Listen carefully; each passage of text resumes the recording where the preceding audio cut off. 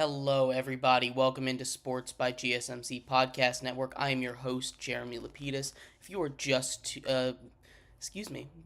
welcome to the show, everybody. We have a big show today. We're going to be recapping a lot of action from last night, including the two NBA and NHL games. We're going to start in the NBA, talking about the 2-1 seeds dismantling the other teams, both the Celtics and the Thunder. Won pretty handily in game one of their series, so we will talk about that, and then we will continue on talking about some thrilling hockey games. They went into overtime and double overtime last night, so we'll talk about those, and we'll finish off our show with some breaking news as a former translator for Shohei Ohtani, Ipe, has pled guilty as of just a couple minutes ago, actually. So we'll break down the whole Shohei Ohtani, Ipe Mahazura saga. We'll break everything down, and we'll talk about how we got to this point at the end of our show. But before we do, remember, if you would like to be an even bigger part of the show than you already are, all you need to do is go to gsmcpodcast.net. Leave a tip or donation with a message in it. That message will pop up on the bottom of the screen for you, me, and everybody else around the world to see. I appreciate everybody for sticking around and watching the show. Again, if you have a burning question you need to ask about sports, just leave a message with your donation. That's the link that's on the screen currently. That's gsmcpodcast.net. But like I was saying, we're going to start off our show today in the NBA. We're going to start off with OKC, the youngest team ever to make it this far in the playoffs, the youngest team ever to be the 1 seed in the West, the youngest team ever to win a second round playoff matchup, and they did it pretty handily, taking care of the Luka and Kyrie Mavericks by nearly 30 points, winning 117-95. There are a couple things in this game, and it showed weaknesses for both teams, especially the Mavericks. Luka was clamped up all night. Lou Dort did an incredible job on him. He was able to shut him down. I mean, whenever you hold Luka to less than 20 points, it's a win. You hold him to 19 points on 6 of 19 shooting, 1 of 8 from 3. He did a great job on Luka Doncic last night, and really the one that was causing trouble for the Thunder was Daniel Gafford. Kyrie had a couple of nice plays down the stretch on offense, but really OKC was dominating this game through and through. Daniel Gafford gave the Thunder some fits inside. He came up with a lot of huge blocks down the stretch of that game, especially in the last half of the game. The second half, he came up with like 3 or 4 blocks, 3 or 4 straight possessions. He was the best player on the court for them, and he wasn't particularly great. He missed a lot of open chances. Not that it would have made that big a difference, but his touch around the rim wasn't really there. He could have had a better game. He shot 5 from 12 from the field, which overall isn't bad, but when when Luka isn't giving you the offense that you expect out of him, and you're the one that's being able to get pressure, especially on the inside, the Thunder, their defense is really underrated. That's a part of their game that doesn't get talked about enough. We talk about the Timberwolves defense all the time. We talk about the Celtics defense, but we forget about the Thunder. The Thunder, much like the Celtics, and we fall in love with their offense, but the Thunder, much like the Celtics, have a top 5 offense and a top 5 defense in the league. And as we're starting to see more in this second round, these teams with the elite defenses are sticking around because anyone can put up points in this league. It's the NBA. All of these guys are here for a reason. All of them are here because they're really good at putting the ball in the basket at the end of the day. They're really good at that. So you can get points from a lot of people. It's not the hardest thing in the world to get 100 points in a game, but no one that's played the Thunder has been able to hit that mark yet. Now, granted, it was all against the Pelicans, and they've they did a really good job against Luka and the Mavericks last night, but that was just game one. So in their 5 games, they've played a shorthanded Pelican squad and a and one game against the Mavericks, who from time to time get cold. So I'm not ready to count this defense as the best after just watching the Timberwolves defense, which impressed me a lot more against the Nuggets in their game too. But we're starting to see these separators in the playoffs. They talk about being able to get it done on defense, being a major separator in the postseason, and we're starting to really see that take form, take shape here with the Thunder. Really, not the narrative surrounding them as they enter the postseason was they're too young to get this done. They're not old enough. They aren't. They aren't experienced. Something's going to happen, and they're not going to be able to keep their composure. And they've done a great job. Now, granted, they haven't had to face that much adversity. Outside of the first game against the Pelicans, they've been pretty comfortable in almost every single game this postseason, which is a really good spot to be. So they haven't really been tested yet. I'm curious to see what happens if they are tested in a high leverage situation. But they've done it all season. You know, they're the one seed in a tough Western Conference for a reason. OKC with Shea and Chet and Jalen Williams, and these guys have been really good. They've really stepped up, and they are playing really good together as a team. You know, like I said, you don't get to that one seed in the West without being a special basketball team, especially when you're competing with the likes of Jokic and the Nuggets, and you're competing with Anthony Edwards and Cat, and now 4-time Defensive Player of the Year Rudy Gobert. You know, you don't get there by being a team that can't win in high leverage situations, a team that can't go out and dominate you on any given night. And the Thunder check every single one of those boxes off. The Thunder are very, very good at basketball, and I feel like they've definitely been a little underrated when we're doing analysis here in the playoffs, at least on the wider sphere, and it comes with the territory. It happened with the Nuggets last season. If you remember, there was a lot of complaints when the finals ended up being the Nuggets instead of the Lakers, because you could have had this LA Miami, and instead the smaller market of Denver comes ahead, wins the championship, and you could see the pundits on some of these major networks weren't prepared to cover a team like the Nuggets because they had come from a smaller market, a market that you're not getting coverage from every day. They weren't ready for that to be the series.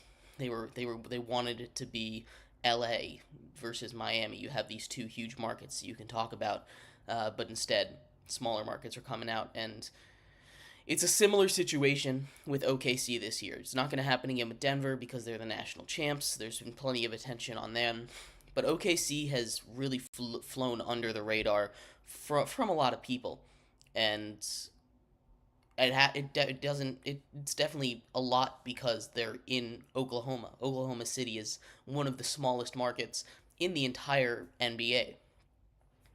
You know, so they kind of get lost in the shuffle sometimes, but this team is really good. This team is really good, and they're showing it. You know, like I said, they've only really had to play one tight game this whole series, and if they can continue to shut down Luka, if they can keep him below 20 points, this is gonna be a breeze of a series. The Mavericks are a team that they run by having Luka outpace everybody. Luka will outpace everybody. Kyrie will go and do his thing, and he'll be the third or second highest scorer. Those two have to combine for at least 60 points for this team to win. You know, and last night they only combined for 39. You know, they lose by by 27 or 22, I guess.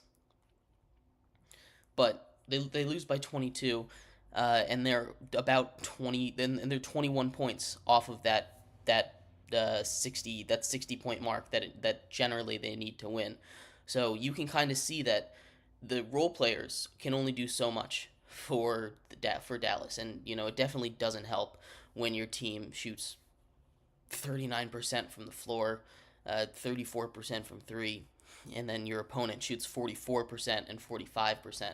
So it definitely doesn't help that was the case, but you have to for Dallas to win, they need Kyrie and Luka to combine for 60 points, and they lose by 22. They were 21 points off of that mark, so you can kind of see exactly where I'm coming from here, how that would have made a difference. Obviously, 21 more points would make a difference, but uh, this is not the way the series is gonna go, because the reason, like I said, the reason that the Mavericks have gotten here is because they have the high octane, uh, top of the shelf stars that they can rely on to get them out of situations. And they had a bad game. Now, that's not to say that the defense didn't play a part in that. The defense was huge in playing a part in that, but it is it's not going to be this easy for the Thunder for the rest of the series. They're not going to be able to shut down Luka like they did in Game 1 every game. And if they are, they'll sweep them. But it's going to be, there should be more fun games. The Mavericks have the offense to keep up even against a defense like this. So we'll see what happens in the rest of the series. But in the next segment coming up, we are going to move on to the other basketball game, the Celtics dominating the Cleveland Cavaliers, also winning on a very similar score. But we'll talk about that game coming up next, here on Sports by GSMC Podcast Network. I feel like I'm losing my mind. Is everybody in the world blind? Please, Lord, give me a sign, a sign. I feel like I'm losing my mind. Is everybody in the world blind? Please, Lord, give me a sign, a sign. I wanna be the greatest. Everybody on the fake shit. I look around and feel like everybody is the fakest. I make this every day and I'm impatient. Hoping one day I blow up from the basement. Statement, the top is so vacant. I don't hear shit that I think is amazing. Waiting for my day when I'm playing. Sold out shows where 1,000 faces. Hey, give me that crown. Get in my way and to be put down. It ain't replace all this my sound. If I want that shit, then I'll get it right now. I'm losing it, the news it fits. I'm losing shit, a stupid myth. You choose to live or choose to dip. You choose to fight or lose your grip and lose a gift. Oh. I feel like I'm losing my mind. Is everybody in the world blind? Please, Lord, give me a sign, a sign. I feel like I'm losing my mind. Is everybody in the world blind?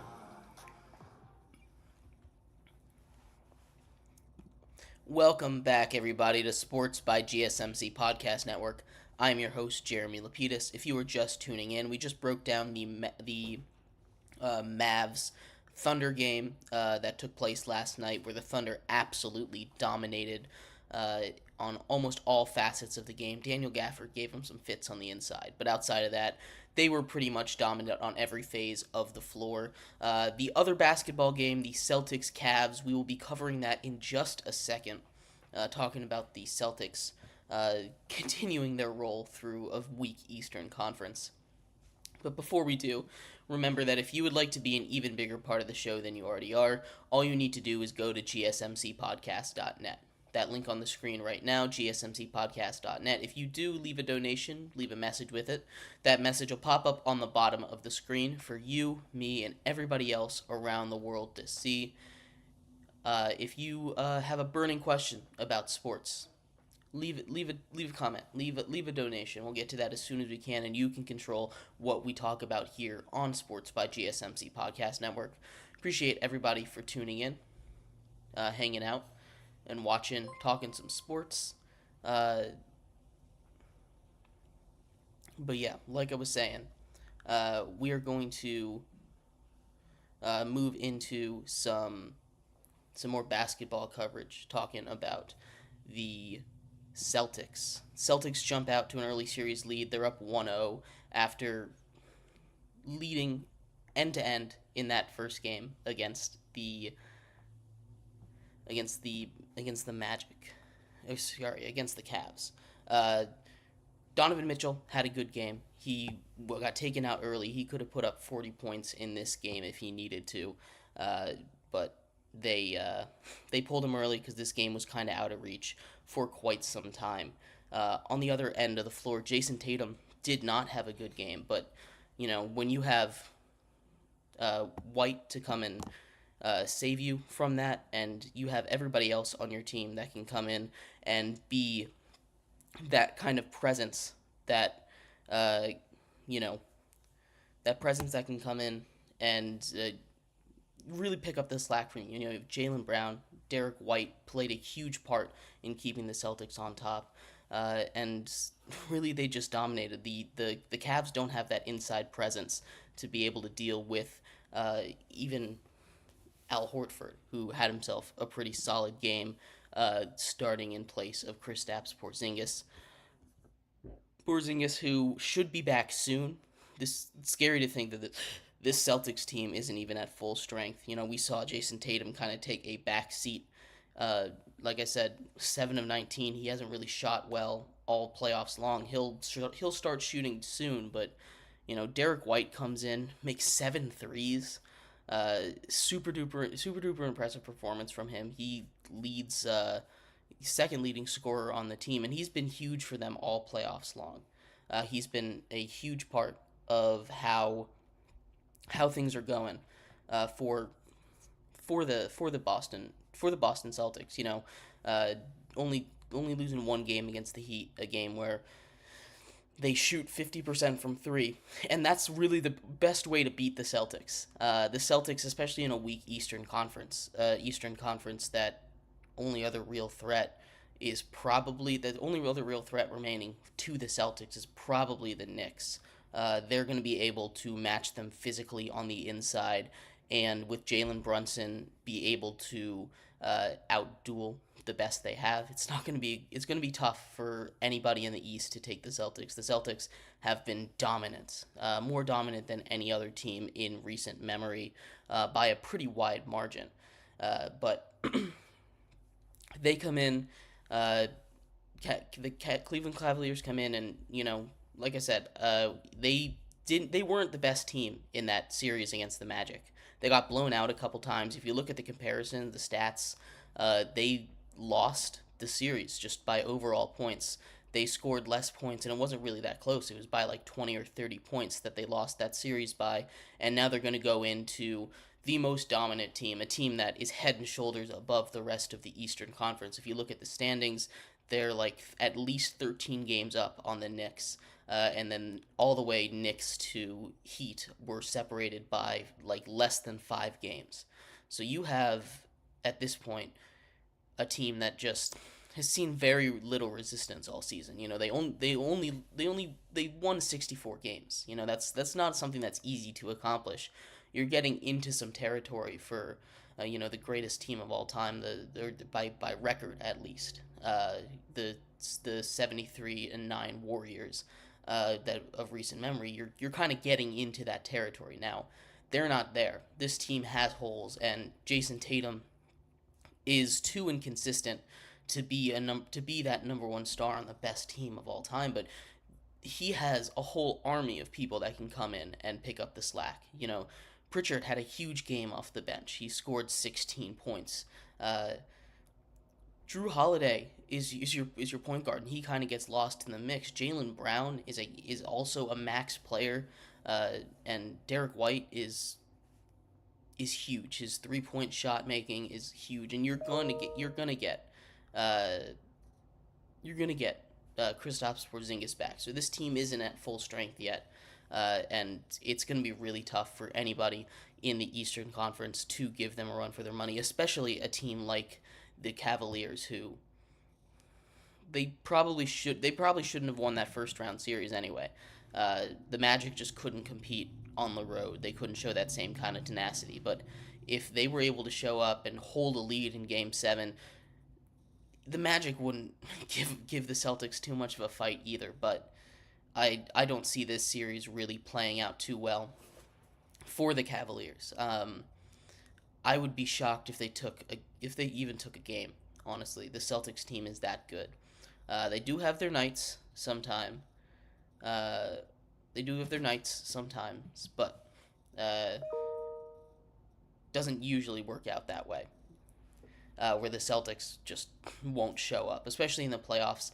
Now, Jason Tatum, like I said, if they're able to win games by 30 points without their big star having a good game, it's it's scary to think about how much they'd win by if they were having a good game. Now, I did say that the Celtics are beatable.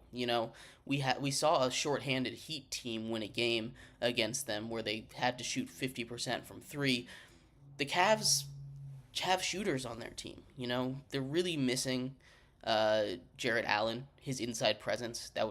They're really missing that because Darius Garland has been struggling. He's been on an incredibly cold streak recently, and as much as Donovan Mitchell is doing, he's not the most efficient player. He was 12 for 25 from the floor. And this was a good Donovan Mitchell game. Don't get me wrong. I'm not trying to bash this Donovan Mitchell game. It was a good game from Donovan Mitchell, but even in his good games, even his games where when he's shooting 50% from the field, basically, it's not terribly efficient. And he has 33 points. It's fine. He's doing his best. He got pulled early in this game to let the bench go. Give him a little more rest. But overall, this is one of those series that just already feels like it's over before it began. And I'd love to hear your guys' thoughts on this before we wrap up this segment. But the Boston Celtics just seem like they're on a mission to the finals. Again, when you're head and shoulders above the rest in the East. And I think the Knicks can give them a fight. I think the physicality that they've been playing with, the way that they beat the Sixers, the way that Jalen Brunson has been able to keep pace with literally anyone so far at will, it seems like he's just going to put up 40 points a night, Jalen Brunson is. But we'll have to see with the rest of the series. It's never a good idea to call it one game in. You never want to overreact because plenty of things can happen that can change stuff, that can change how the series goes. But it's going to be tough to oust the Celtics. It really is going to be tough. It's the same story, defense. The Celtics have a really good defense. They're also ranked up there. Defense is taking over. We did a little conversation about how offense kind of dips in the postseason when we were talking about is there a defense problem in the NBA. But I mean, we're seeing the teams that are really starting to dominate in this more competitive round are the teams that have that elite defense. The Timberwolves, the Celtics, and the Knicks and the we just spent like 15 minutes talking about them. Name is slipping my mind. The Thunder. Sorry about that. Those 4 teams that have the best defenses are currently dominating their series. Granted, it's only been a game or 2 for all of them, but they're all winning their series, and it seems like there's going to be less scoring as we start to eliminate teams. But anyway, in our next segment, we're going to transition out of basketball. We're going to talk a little bit of baseball, actually. There's been some breaking baseball news, multiple news breaks in baseball, so we will talk about that coming up next on Sports by GSMC Podcast Network. Looking for your daily fix of sports talk without having to pay for it? GSMC Sports Network is available on YouTube. Just search GSMC Sports Network. Get your fix of daily sports talk shows on YouTube, absolutely free. NFL, college football, NBA, MLB, MMA, UFC, fantasy football, and so much more. GSMC Sports Network has shows running all day long, with new sports shows starting every 2 hours. Just like on your favorite cable sports channel, except GSMC Sports Network is absolutely free. Just search GSMC Sports Network on YouTube to catch one of your new favorite shows, like the GSMC College Football Podcast, Chip Shot Football Podcast, Hoops and Heels Women's Sports Podcast, GSMC Basketball Podcast, and so many more. Check it out for yourself. GSMC Sports Network, now available on YouTube absolutely free. Search GSMC Sports Network on YouTube right now.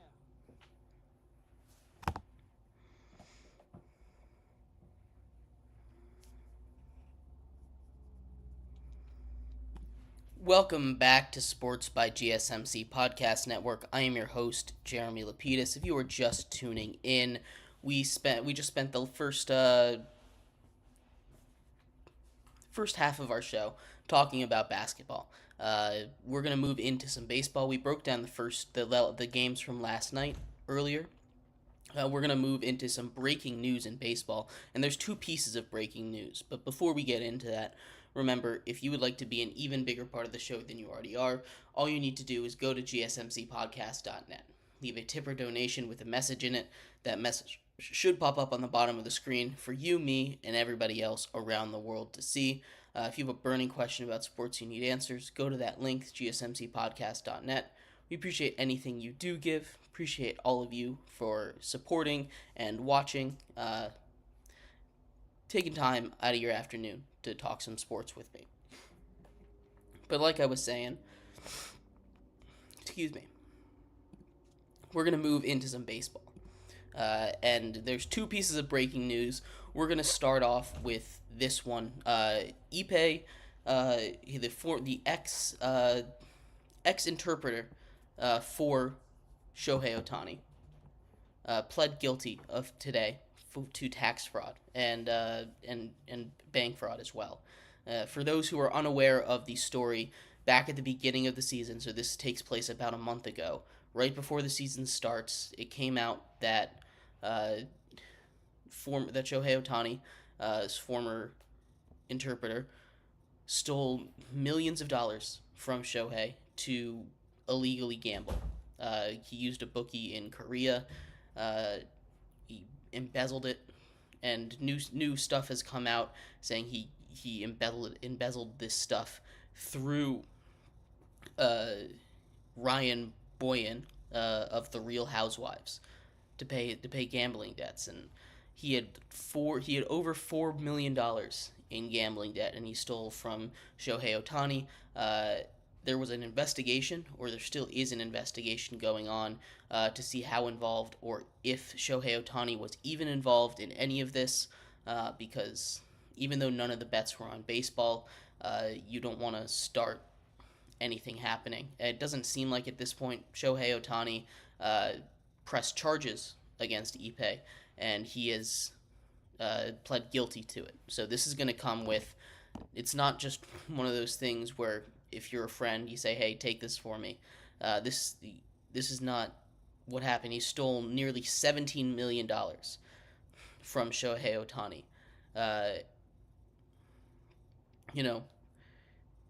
The maximum sentence he can get is 33 years from this. So this isn't just a slap on the wrist that you say, hey, buddy, I'm in some deep water. I need you to take the heat for me. This is 33 years, up to 33 years of your life, and up to $1 million of his own money that he could get. Now, he did just plead guilty, and that's the maximum sentence. So it's probably going to be less than that, but he's going to get some real prison time for this. Ippei Mizuhara, who Shohei has said he thought of him as like his best friend. He'd been his interpreter the whole time he had been in the major leagues. He'd basically been his slice of home since he'd been there. Now, Shohei Ohtani speaks a little bit of English, but it's nice to have someone from Japan talk your own language too sometimes. And it's tough. It's a tough situation. Obviously, good that it's getting figured out. Good that Shohei Ohtani didn't have any part of this, because it could have definitely gotten messy if Shohei Ohtani played a part in this. But he did not, thankfully, and he's going to continue to be one of the all-time greats in baseball. He's still got a long career ahead of him. He just signed a $700 million deal to move to the Dodgers, across town from the Los Angeles Angels to the Los Angeles Dodgers. But Ippei pleads guilty to this, and it's good that they're getting this taken care of, because this is the kind of thing I've talked about gambling a bunch in the past on this program here. Gambling in sports are two things that there's definitely a slippery slope, especially when sports gambling is involved, because sports are such it's such a huge marketplace. So the such a huge marketplace for ideas and money and stuff, and so much of it is is fairness. Fairness is an important part of sports, and if it's rigged, and the sports book taking part of it, or your top players are rigging the games, it takes away a lot from it, and the integrity is the most important part of a sport. That's really what it comes down to, and gambling makes you lose all the integrity. Thank goodness that it's not deeper than uh, he was stole almost $17 million, uh, which is insane. It obviously wasn't all at once, but there was a big $4 million debt.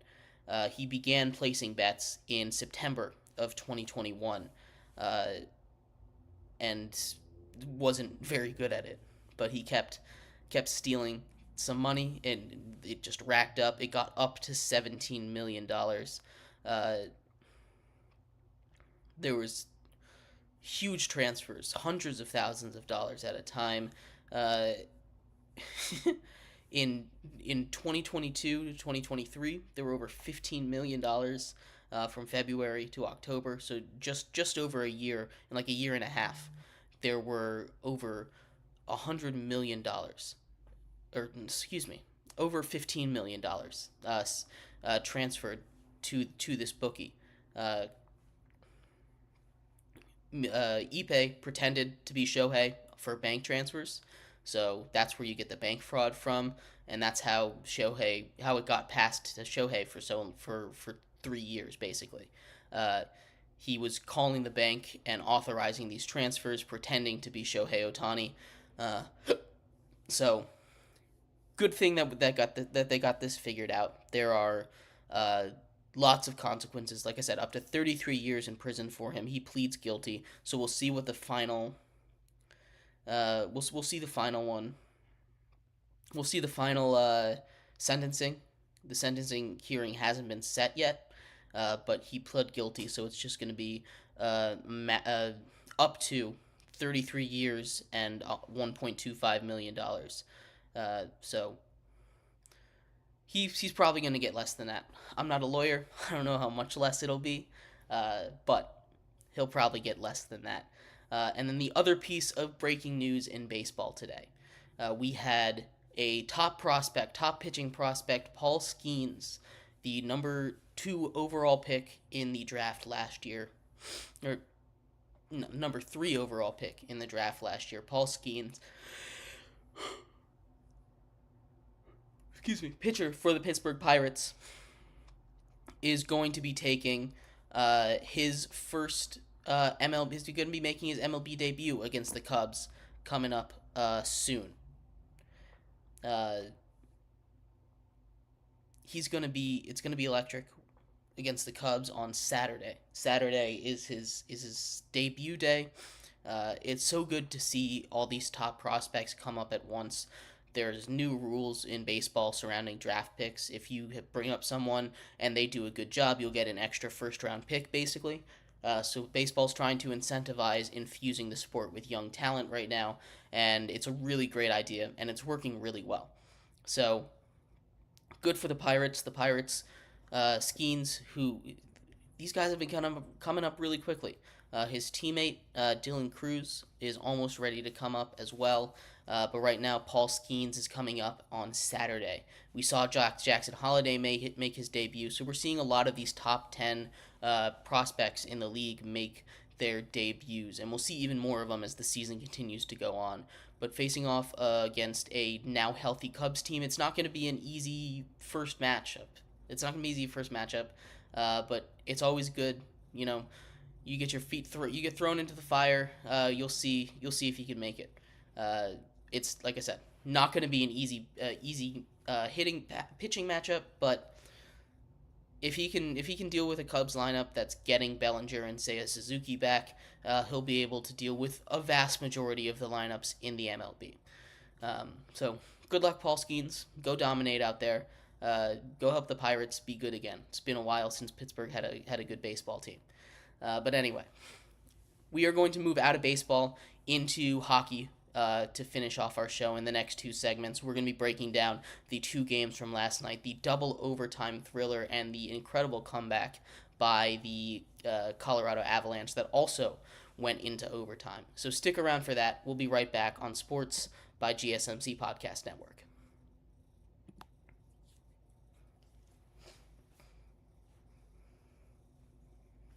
For the best and latest podcasts available anywhere, go to the podcast app on your cell phone and type in GSMC to access free content-rich podcasts on health and wellness, book reviews, sports, entertainment, relationships, social media, movies, technology, finance, and even weird news. Subscribe and download the GSMC Podcast Network's family of shows, available everywhere podcasts are found.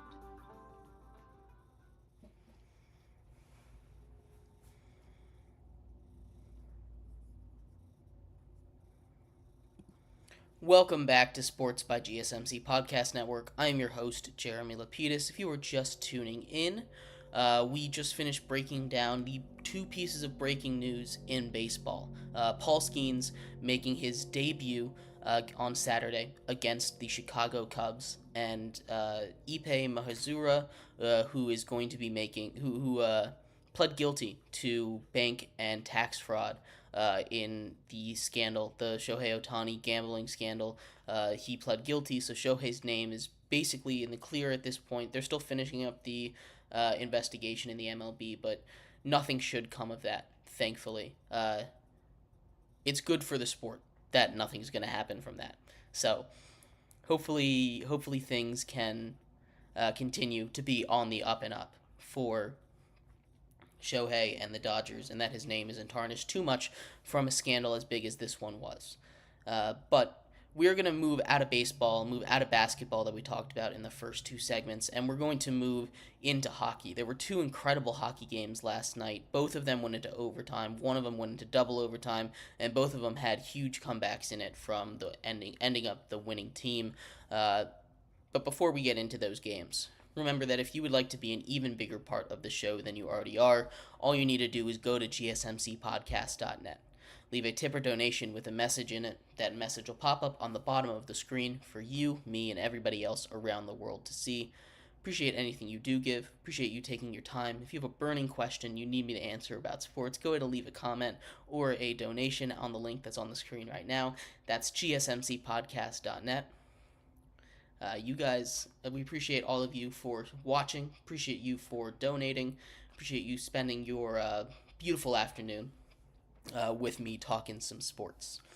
But like I was saying, we're going to talk about the New York Rangers double overtime. We're going to start off with the first game, the double overtime thriller between the Rangers and the Carolina Hurricanes. New York Rangers are up 2-0 now in that series. They continue to dominate somehow. Although if you're watching the games, really the Carolina Hurricanes look like a much better team. The Rangers improved to 6-0 in the playoffs. They're the only team in the NBA they're the only team in the NHL to not lose a game in the playoffs. Igor Shesterkin, their goalie, continues his hot streak. He had more than 50 saves in this game. An incredible performance. He kept them alive.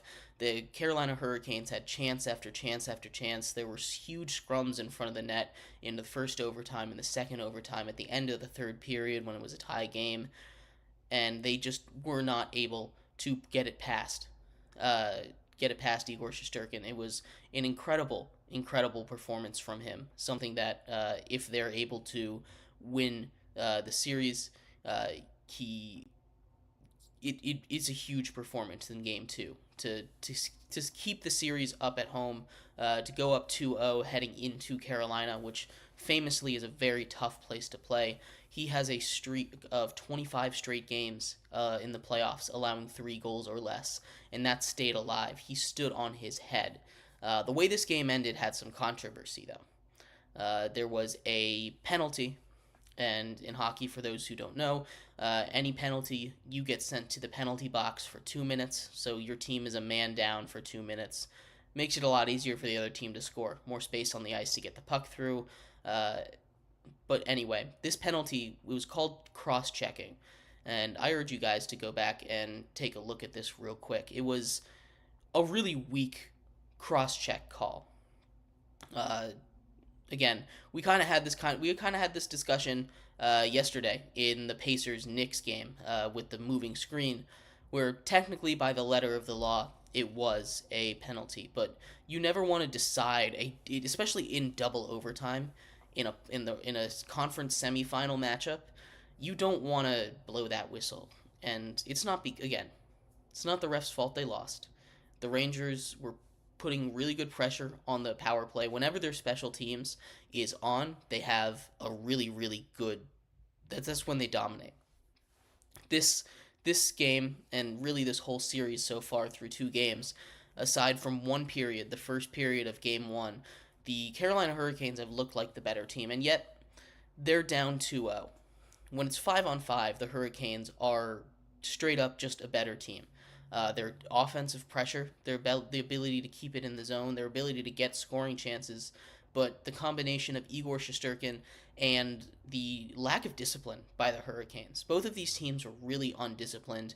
There were combined like 10 penalties in this game, and Jacob Trouba, defenseman for the Rangers, had 3 penalties. He also had an attempted murder in the first overtime, which in hockey, obviously it's a physical sport. You're allowed to hit people. You're allowed to go through and body check them, slam them against the boards. What you're not allowed to do is leave the ice and jump into your opponent. What Jacob Trouba did or attempted to do was spear a man. He jumped out of the ice. The Carolina, I believe it was Sebastian Aho, he ducked out of the way, and Jacob Trouba into the glass. This is the glass right here. He goes flying, ends up horizontal, does a little vibration, and comes down. He headbutts this wall. His skates are at the same level as his head. In what would have been a brutal hit if he had connected, but he goes headfirst into the board. It was insane. No penalty was called, although that should have been a penalty. It would have been his 4th of the day, which ridiculous. You can't be taking that many penalties. Both of these teams have been undisciplined. It's been incredibly physical, and the Rangers' power play penalty kill has been really good. Just been really good all series, and Igor Shesterkin has been a huge part of them keeping in it. The Rangers should not have won this game. They really shouldn't have. They were not the better team. They haven't been the better team all series, and yet they're up 2-0. And I'm sure a lot of that has to do with home crowd advantage, home ice advantage. Playing in Madison Square Garden, whether it be basketball or it be hockey, it's a great home ice advantage. It's a great hometown advantage to have. You have these incredible fans, and it's always packed. But, the Rangers are able to outlast. And overtime in hockey is brutal.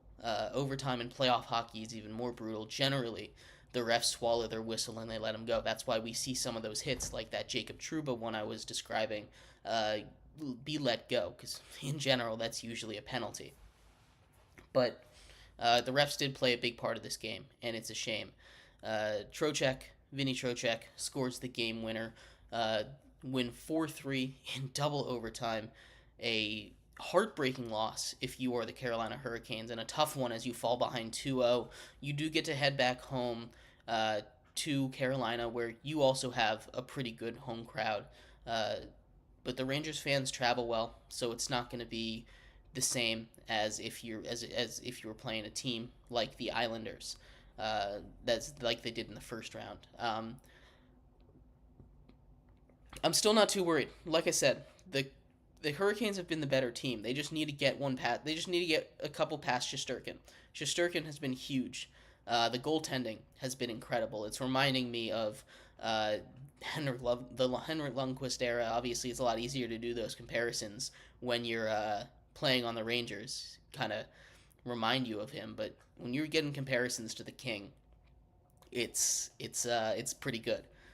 Not that bad overall.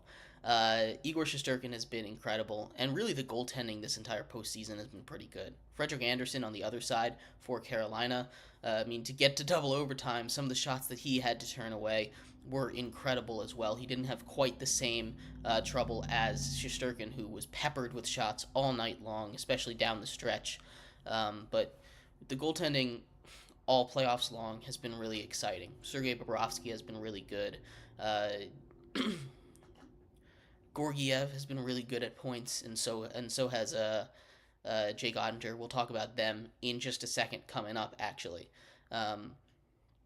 But no, there's been a lot of really, really good goaltending performances in the playoffs, and that's why we watch. That's why we love to watch. The offense has had an uptick recently.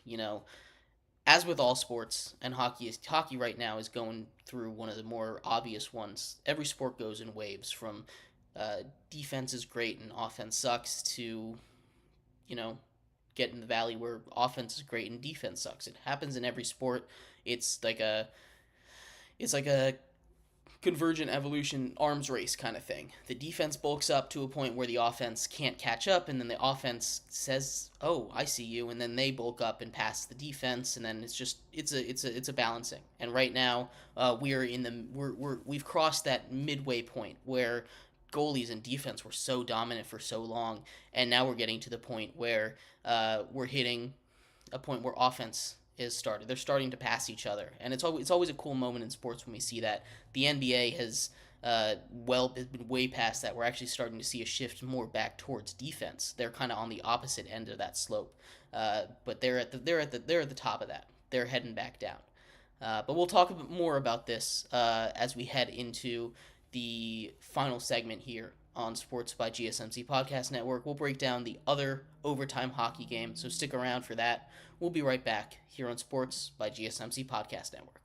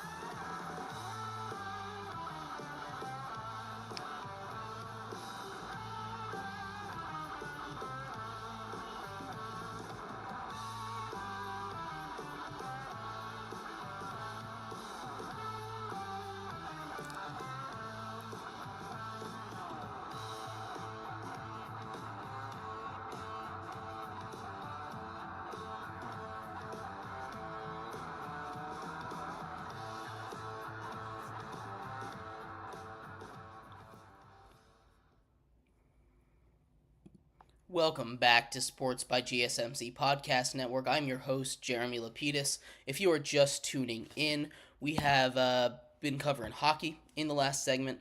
We talked about Ipe and Paul Skeens in our third segment, and in our first two segments, we broke down the two NBA games from last night. We're going to finish off our show today talking about the overtime game, the incredible comeback by the Colorado Avalanche in Game 1 between them and the Dallas Stars. But before we get into that, remember that if you would like to be an even bigger part of the show than you already are, all you need to do is go to gsmcpodcast.net. Leave a tip or donation with a message in it. That message will pop up on the bottom of the screen for you, me, and everybody else around the world to see. If you have a burning question about sports, leave a donation. I will get to it as soon as I can. You can control what we talk about here. All you need to do is go to gsmcpodcast.net, leave that tip or donation. We appreciate anything you do give. appreciate you taking the time to talk some sports with me on a beautiful Wednesday afternoon. But like I was saying, we're going to finish off our show talking a little more hockey. Colorado finishes off an incredible comeback to win Game 1 in Dallas.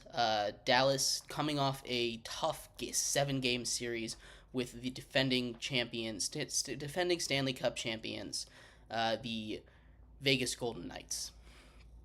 And now they get the honor of playing MVP or most MVP frontrunner Nathan MacKinnon and his squad of incredibly high octane offense, Colorado Avalanche. So they go from a great defense and great goaltending to a really good defense, fine goaltending, and an elite offense. It's a completely different beast. This is a similar kind of opponent that Colorado played, and they dominated. They destroyed them. Their offensive presence, their ability to get pucks to the front of the net against Winnipeg was something that was incredible to watch. They made a good Winnipeg defense look like one of the worst defenses in the league, and a Vezina, the front runner for the Vezina Trophy, the best goaltender in the league, look bad. Giving up at least 5 goals in every single game is not the look you want if you are a potential Vezina winner. But Colorado made him look silly, and down 3-0 in the first period to be able to come back in and force overtime, and even force it, really, is impressive, especially with the way that Dallas was playing. Even down the stretch, they were getting a lot of really good opportunities. Dallas is a really deep team. They go 4 lines deep with stars, and they have a really good goaltender. Their defensive core is nothing to scoff at, but Colorado, their backs against the wall, they're going to be able to put up points. There's a reason they've been so good for so long.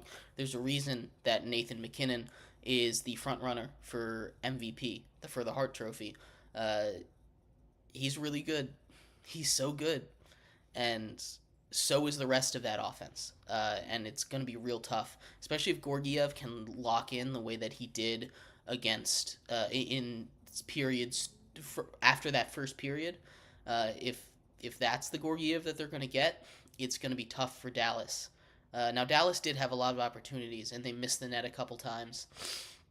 So it wasn't their greatest game finishing-wise. They probably should have won this. Again, going up 3-0 in that first period, maybe they got too comfortable. They do call a 3-goal lead in hockey the most dangerous lead in the sport because you get a little comfortable, and then they get a goal. You're like, oh, it's fine. We're still up 2. And then they get another, and then it's okay. It's time to lock in. But at that point, the other team's got momentum.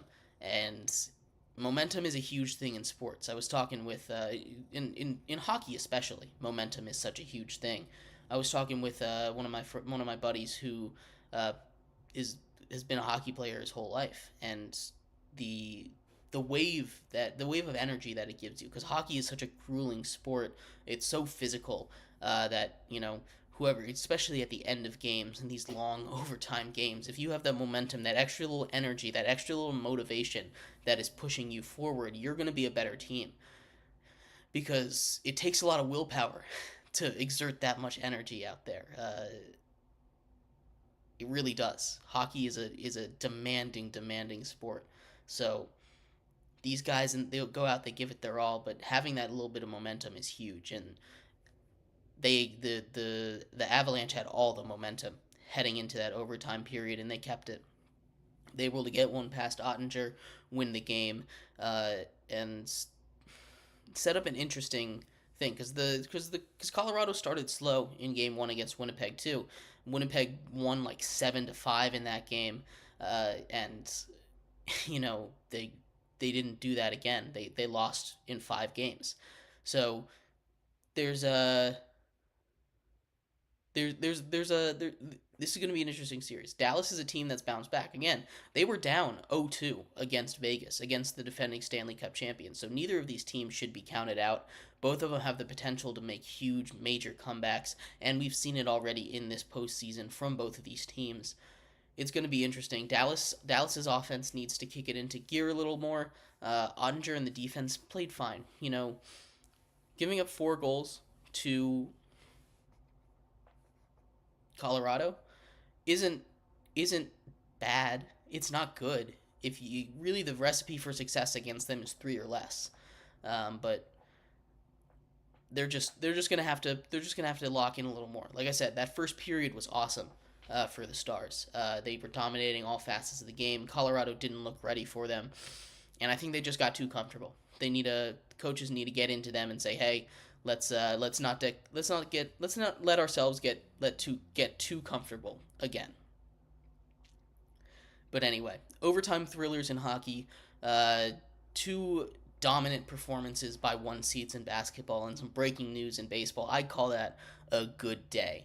But anyway, thank you everybody so much for tuning in to today's episode of Sports by GSMC Podcast Network. We'll be back here tomorrow, same time, same place, covering the 1 NBA game, 2 hockey games, and any other major news that comes in the next 24 hours in the sports world. Stick around for that.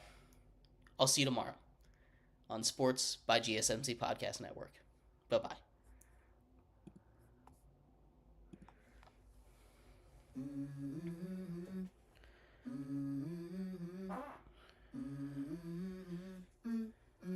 Let's go. I wake up to a little bit of drool on my pillow, feel like it's gonna be a bad day. Yeah, I'm tired of shit, and the coffee ain't hit yet.